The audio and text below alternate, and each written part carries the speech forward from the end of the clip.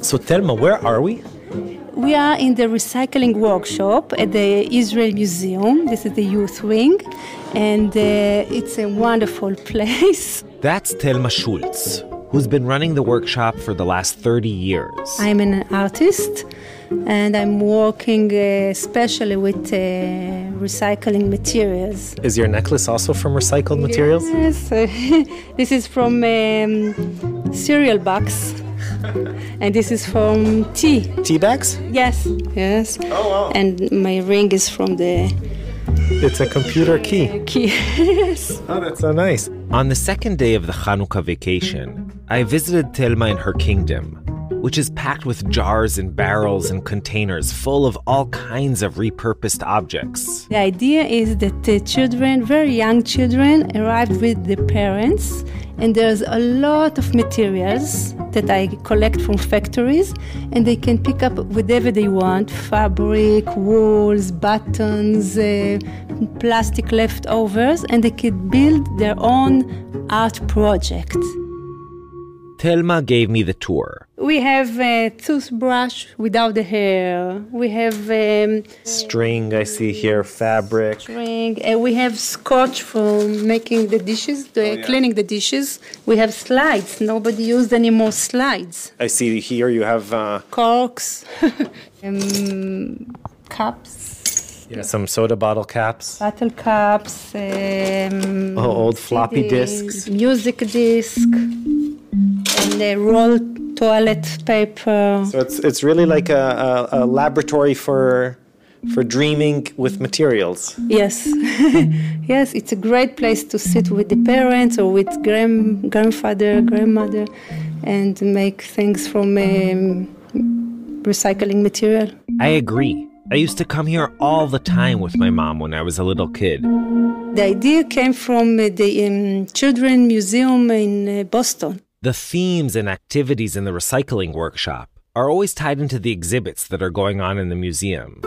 So the kids walk around the exhibit with their parents, and then they come here and they create things that are inspired by what they've seen in the exhibit? Yes, exactly. What kind of things do kids make? Dolls and masks? And Yeah, usually they like to make cars and robots and dolls, flowers, miniature things.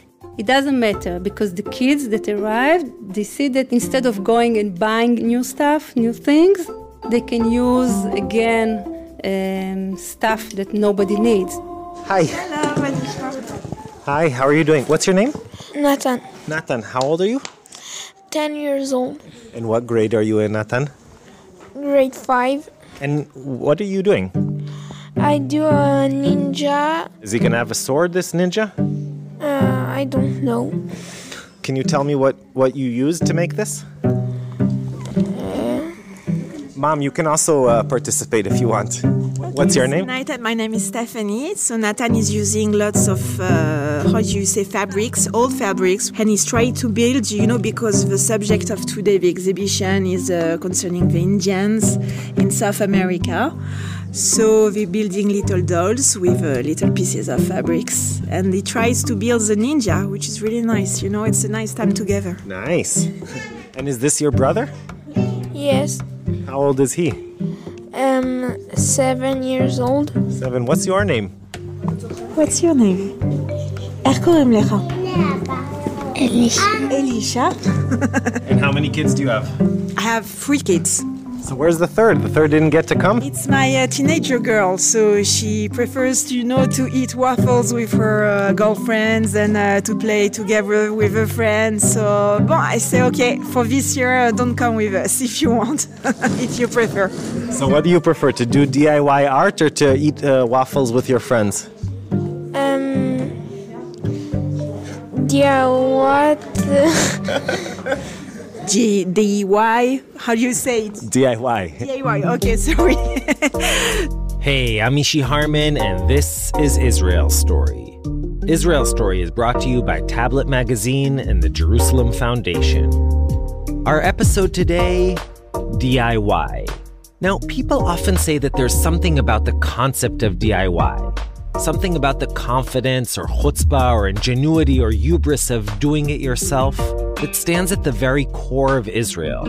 And that might be true, but our episode today tells the story of what I think is the most inspiring, the most audacious, and most famous example of Israeli DIY in recent years.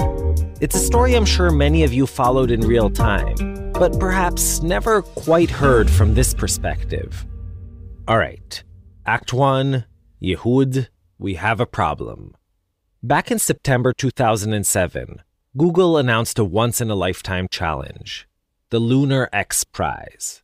In what was often referred to as Moon 2.0, Google and the X Prize Foundation offered $20 million to the first privately funded group that would successfully land an unmanned rover on the moon, have it travel 500 meters on the lunar surface, and transmit images and videos back to Earth.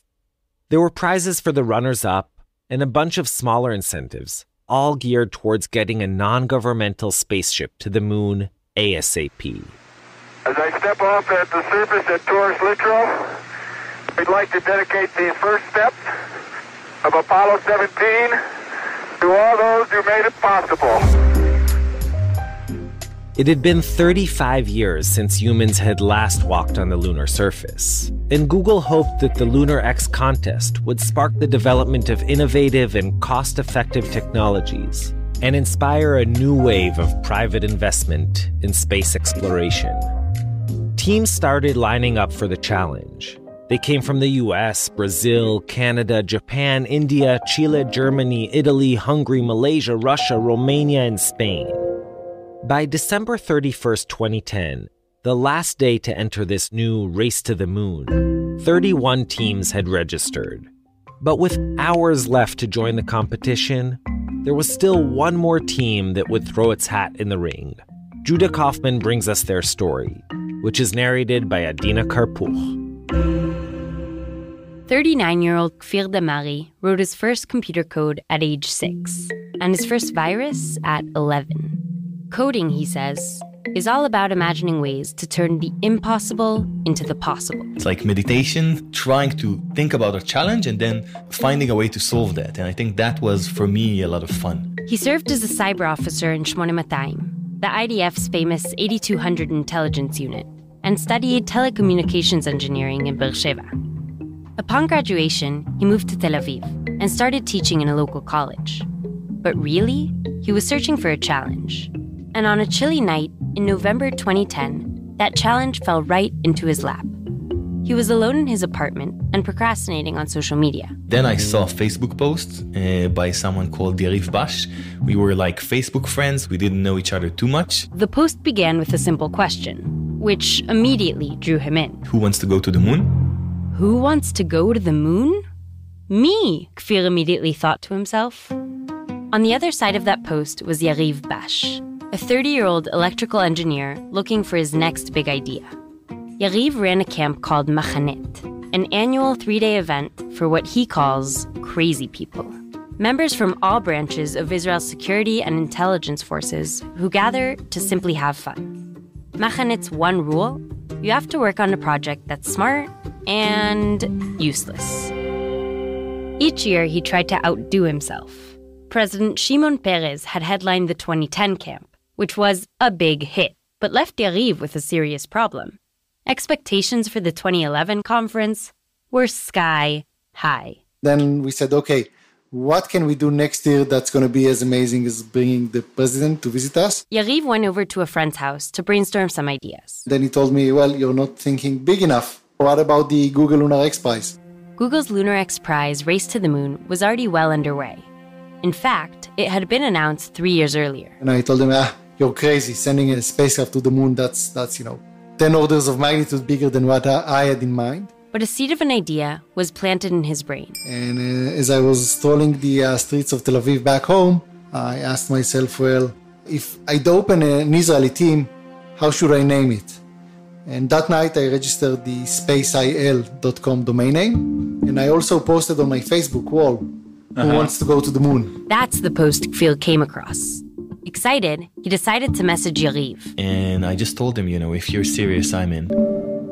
In many ways, Kfir and Yariv were cut from the same cloth. They both had that essential mix of intelligence, ambition, and just enough delusion to think they could face impossible odds. I mean, after all, they were talking about entering a competition, building something that was never done before, not in Israel and not anywhere in the world. A few days later, Kfir got into his car and drove to a small bar in Hulon for the inaugural meeting of Space IL.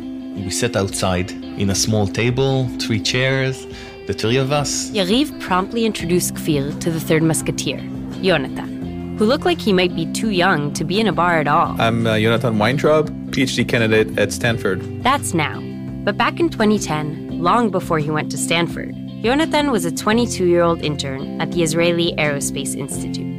The 3 of them quickly assigned roles. Yonatan is our space engineer. Yariv is an electronic engineer.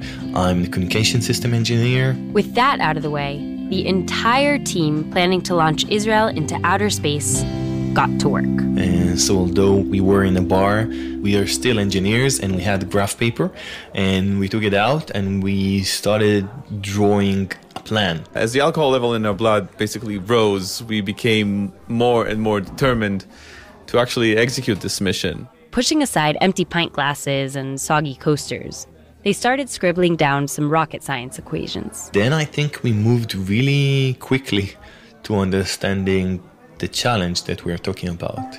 They completed some initial calculations and, as people do in a bar, discussed the big questions. How big would the rover be? How much fuel would it need?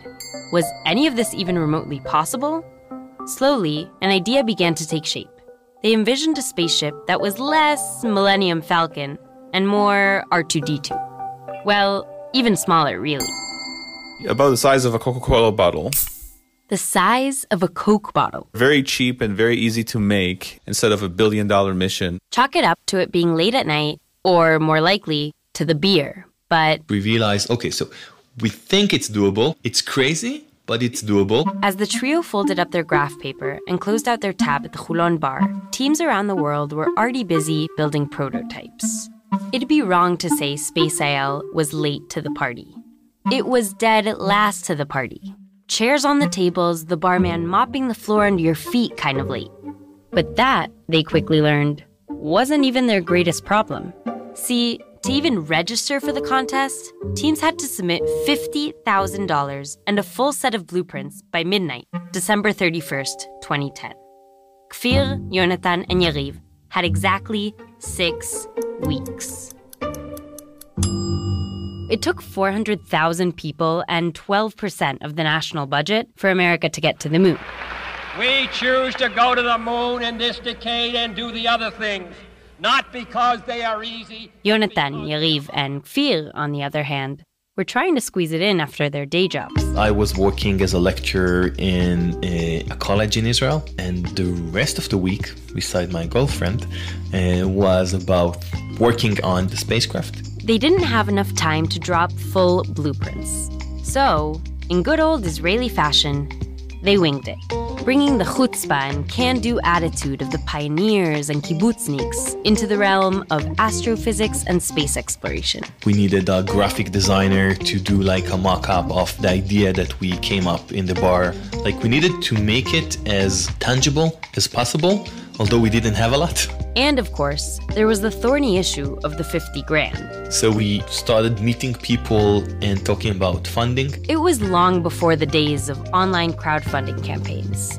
So they approached friends, family, anyone they could think of, and asked for money. Something about their naivete, their hubris, and their passion was apparently irresistible.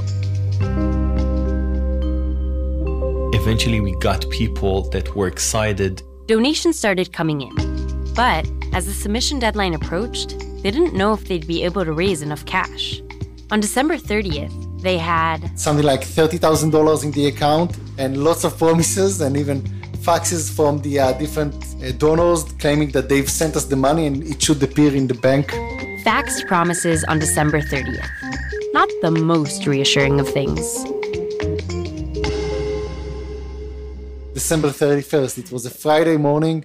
We rushed to the bank, and most branches aren't opened on Friday morning. And ours, we just, set up a bank account like a week before. And we got to the bank and there were like $52,000 in the account. Cha-ching! The moon never seemed closer. After we just wire transferred that, we went to the restaurant outside. And like we said, the three of us, it was, whoa, this just happened. But if raising the money had been a giant leap, now there was just one small step separating the founders from the $20 million prize. Actually building a spaceship that could fly to the moon. We'll be right back. And now, back to our episode. We're hearing the story of SpaceIL, who in the absolute last moment managed to get their act together and enter the Lunar X Prize contest. But if drawing up some blueprints and raising $50,000 were a surmountable challenge, now they actually had to get to the moon. Okay, back to Adina.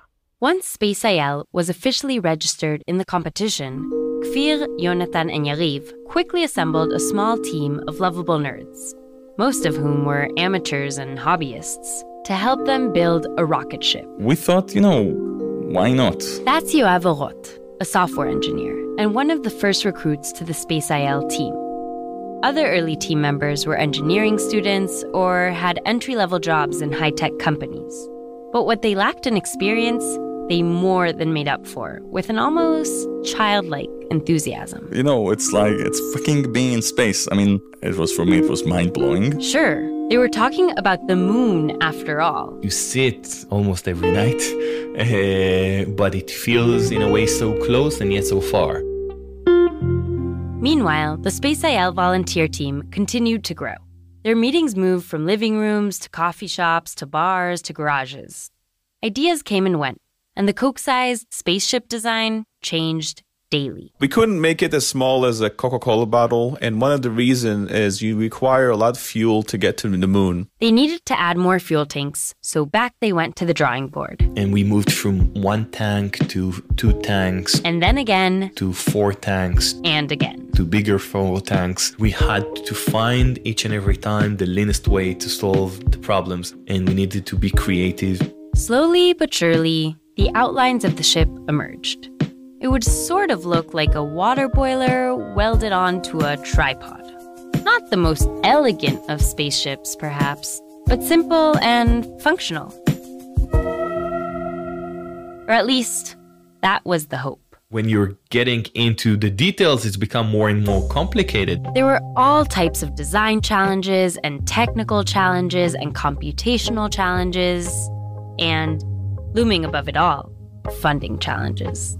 Yariv spent much of his time meeting with private investors. When you have to spend roughly $100 million to get to the moon, a reasonable investor would ask you, okay, but what do I get in return for those $100 million? From the investor's point of view, he heard again and again, going to the moon is just bad business. So the heads of SpaceIL decided to reframe the ask. Instead of focusing on how exploring the moon could be profitable, they began asking, how can exploring the moon be valuable? The short answer, education. There's something much bigger than landing on the moon.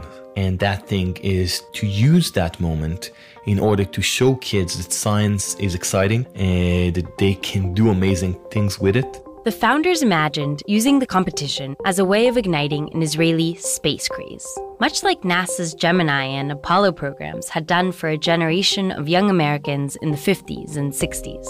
They began a massive educational blitz. And you can see the spark in their eyes, both of the kids, but also for the Holocaust survivor. And it's amazing. Israel is going to get to the moon and going to land there. This inspirational and educational message seemed to land with investors. But the question still remained. Could their spaceship? In July 2011, after months and months of revised blueprints and scratched prototypes, everyone felt it was time to test the components of what would eventually fly to the moon. So what we decided to do was shoot a missile. In order to simulate a lunar landing, they needed to shoot the prototype high up into the air and see if it could withstand the fall. We said to ourselves, okay, cool, so how do we build a missile? Except that shooting a missile in Israel, well, you have to be careful not to inadvertently start a war. I said missile, yes. And yes, in Israel, shooting a missile, it's, well, not something that you would want to do unless you want, to mess with the IDF or something. So, in order to shoot a missile, you need all kinds of, permits. Countless forms and mind-numbing meetings later, they got permission to attempt a single launch. One place, one time. It would be Space IL's only chance to experiment. This was yet another example of just how behind Space IL really was. By this point, other teams around the world had worked for years with experienced rocket scientists and launched several tests. Now, no one on the team knew how to do everything. So the launch experiment became kind of a missile potluck. Some engineering students volunteered to make the engines. Someone else pitched in to cook up the fuel. He made the fuel in his home bath. Okay, he took and mixed all kinds of fuels and put it in the fridge or something. I'm happy that I didn't live in the same neighborhood as he did. On launch day, the missile was still in pieces. And we just then started putting all the pieces together. That night, they were as ready as a group of Israeli millennials who cobbled together a rocket from hardware store parts and moonshine rocket fuel were ever going to be. It was a clear and cold night. 11 p.m. turned to midnight, midnight to 1. They were all nervous, but they knew it was time to set out for the site that had been cleared for this homemade blast-off. So we said it's now or never. They all loaded into their cars, or in some cases, the cars they borrowed from their parents, and headed towards the Beit Shan Valley. Then, as Kfir recalls, they immediately ran into a very Space IL kind of problem. On the way, I got a message from Yariv that we're missing one of the batteries. The entire experiment hinged on one missing battery. But, well, that was nothing a gas station pit stop couldn't solve. In the last gas station before the site itself, they actually found there the right battery. At 6 a.m., all was set to go. Everyone got in position, or at least what they thought should be their position. Yoav and some others hid behind a car. It was our shelter. Kfir, Yariv, and Yonatan, like Space Force generals, watched from the top of a nearby hill. And we were communicating with walkie-talkies and counting down. 3, 2, 1. And I heard this very loud noise. There was the white trail, and eventually you don't see the rocket itself. In the recording of the launch, you can hear a voice that says it all. In Hebrew, lo nachon, that's not true. But it was true. They had pulled it off. And not only was the launch a smashing success, the landing technology they were testing worked perfectly. Space IL, they all thought as they drove home, might actually have a chance.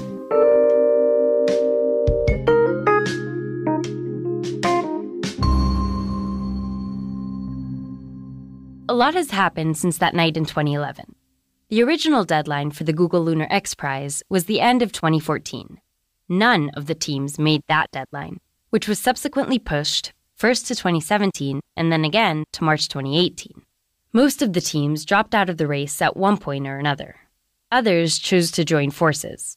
But throughout it all, Space IL, the scrappy new kid on the lunar block, matured. They got some grown-ups in the room, hired a CEO, raised tens of millions of dollars, and became the serious operation most of us have heard of. Yonatan left for Stanford in 2014, but Kfir and Yariv stayed on as senior officers. They, and the hundreds of Space IL volunteers, also made good on their educational mission and spoke at schools all the way from Metula to Eilat. So there was one time that I did a lecture in a school in Ra'anana, and beside the fact that around 40 kids came and told me good luck or shook my hand, one of them asked for my autograph. What's amazing about that is not that it was me personally. It's about the fact that, I or anyone else can stand on stage and say, "Hi, I'm an engineer," and that kid comes and asks for an autograph. This is what we want to do. But autographs will only get you so far. Despite the multiple deadline extensions, by early 2018, no team had claimed victory in the Lunar X contest. On January 23rd, the prize's directors announced that the prize would go unclaimed.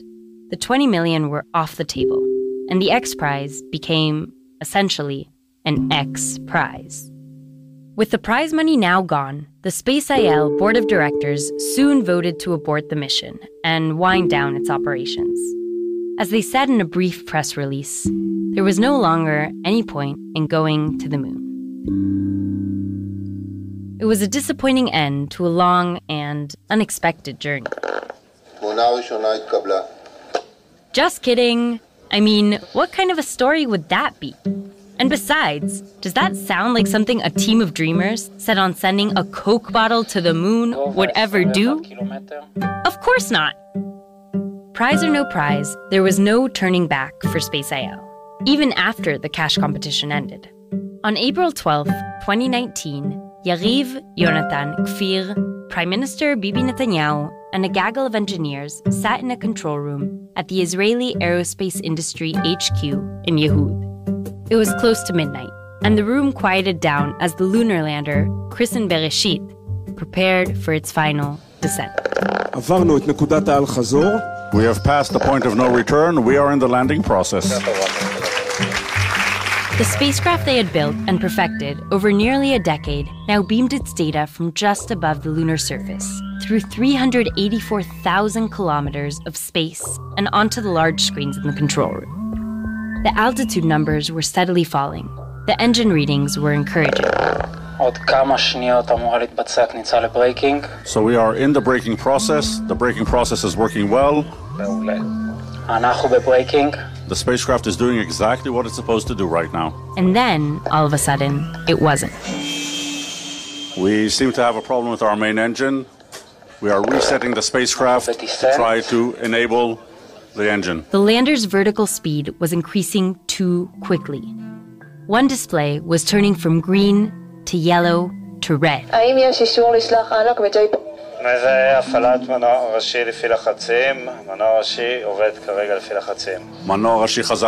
have the main engine back on. For a brief moment, it seemed like everything was back on track. No, but it's not.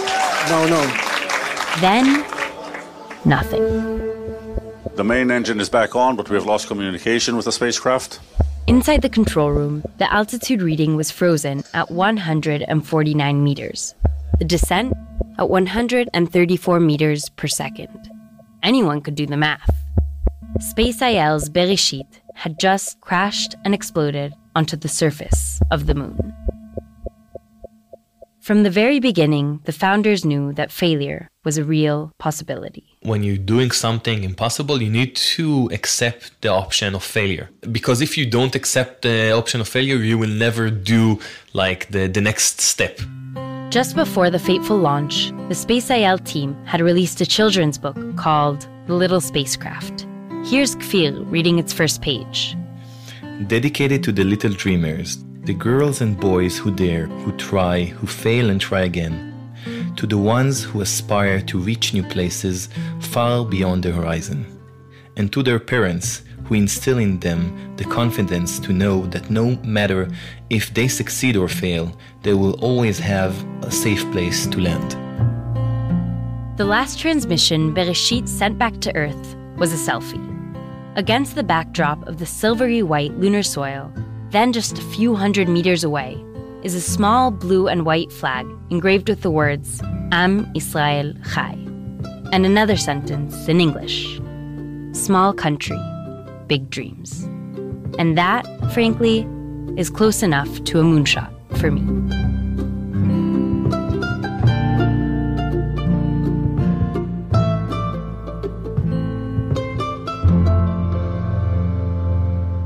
Adina Karpuch. Judah Kaufman reported and wrote that story, which was edited by Joel Shupak. As I'm sure many of you know, almost immediately after Bereshit crashed, Space IL announced it would begin working on Bereshit 2. If all goes according to plan, it's supposed to land on the moon in 2024. And that, dear listeners, is our episode. Zev Levi scored and sound designed it, with music from Blue Dot Sessions. Stella Weisblum created the mix.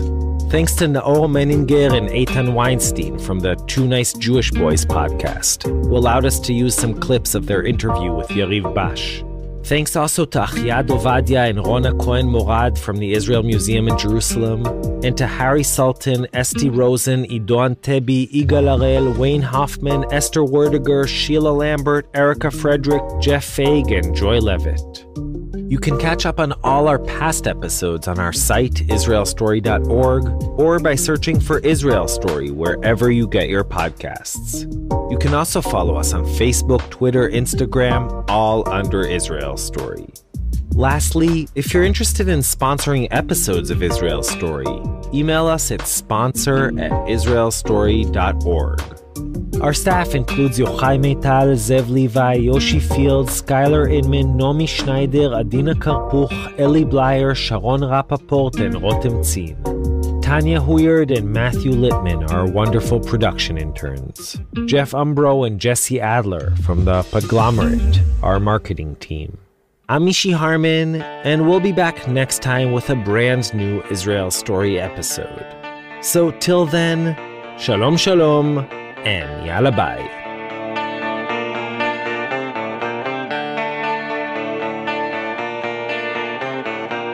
על אדמה רטובה ללא מעקה, אני מתחלק ולעולם אין קצה, ללא עבר וללא זיכרון, אני הגיבור שרוכב בדמיון, חלליות רוח